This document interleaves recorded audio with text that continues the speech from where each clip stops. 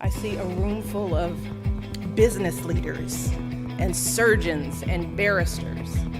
I see women who are going to win elections and science competitions and arts awards. Do not be afraid to fail. We can do anything. If I had worried about who liked me and who thought I was cute when I was your age, I wouldn't be married to the President of the United States today.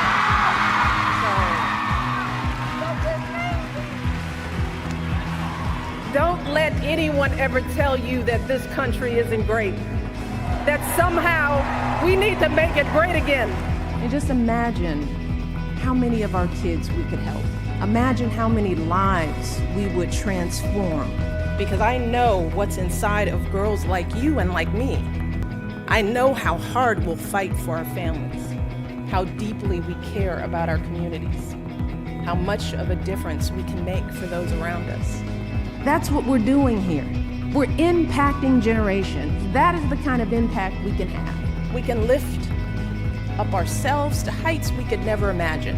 And like anything, this is not going to be easy, and it will not happen overnight. This is going to be an ongoing process, one that will unfold over generations.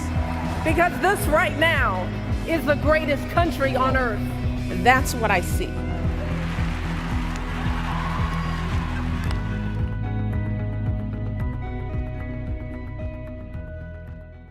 I was broke and broken. I was that kid that was always struggling with self-esteem. Am I good enough? Am I smart enough?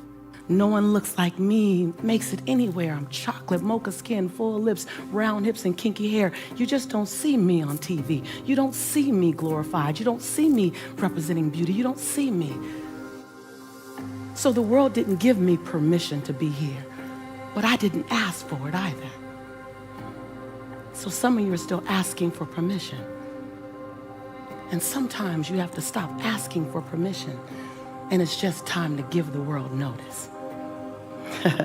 So I just showed up to invite you to give the world notice that you're coming. Give the world notice that you've been here. Give the world notice that you've played polite long enough. Now it's time to play full out. Give the world notice that unapologetic just showed up. Give the world notice that non-negotiable just showed up. Give the world notice that if they can't handle your light, that you're tired, you're no longer going to dim your light. If they can't handle your light, put on some shades. I'm just saying. I'm just saying. I'm just saying, are you willing? Because when you become that bold, when you become that audacious, when you become that unapologetic, all of a sudden you become infectious. All of a sudden, just the mere glimmer of you, when I can catch a glimpse of you, when I can get in your hemisphere, in your atmosphere, in your zip code, something happens to me because I'm in proximity.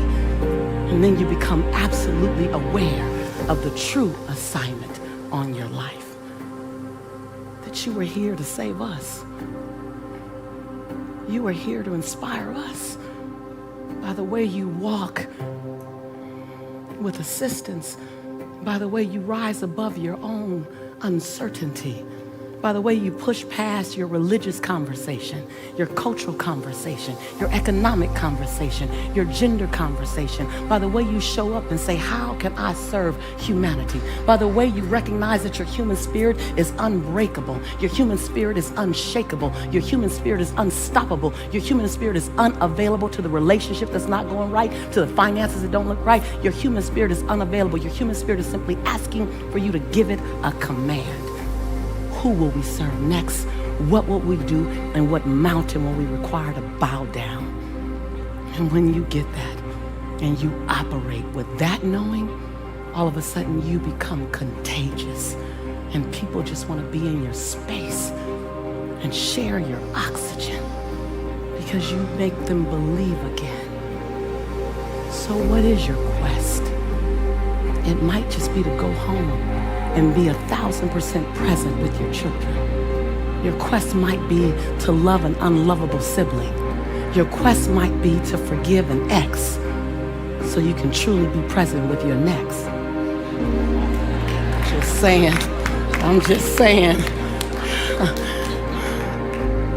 I was broke and broken.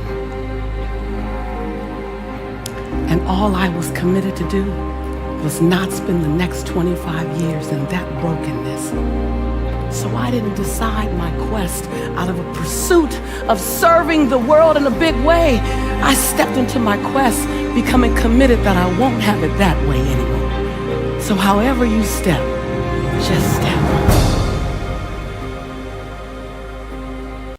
You will find true success and happiness if you have only one goal. There really is only one, and that is this: to fulfill the highest, most truthful expression of yourself as a human being. You want to max out your humanity by using your energy to lift yourself up, your family, and the people around you. The single most important lesson I learned in 25 years talking every single day to people was that there's a common denominator in our human experience. We want to be validated. We want to be understood.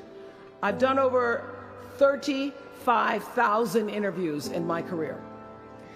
And as soon as that camera shuts off, everyone always turns to me and inevitably in their own way asks this question: was that okay?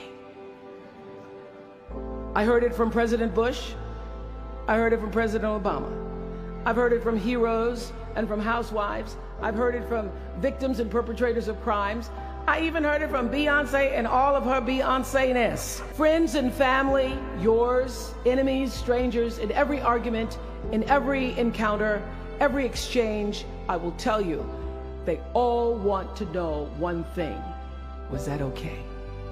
Did you hear me? Do you see me? Did what I say mean anything to you? My hope is that you will try to go out and have more face-to-face conversations with people you may disagree with. That you'll have the courage to look them in the eye and hear their point of view, and help make sure that the speed and distance and anonymity of our world doesn't cause us to lose our ability to stand in somebody else's shoes and recognize all that we share as a people. This is imperative for you as an individual and for our success as a nation. So whether you call it soul or spirit or higher self, intelligence, there is, I know this, there's a light inside each of you, all of us, that illuminates your very human beingness if you let it. And as a young girl from rural Mississippi, I learned long ago that being myself was much easier than pretending to be Barbara Walters. Although when I first started, because I had Barbara in my head, I would try to sit like Barbara, talk like Barbara, move like Barbara. And then one night I was on the news, reading the news, and I called Canada Canada. And that was the end of me being Barbara. I cracked myself up on TV, couldn't stop laughing, and my real personality came through. And I figured out, oh gee, I can be a much better Oprah than I could be a pretend Barbara.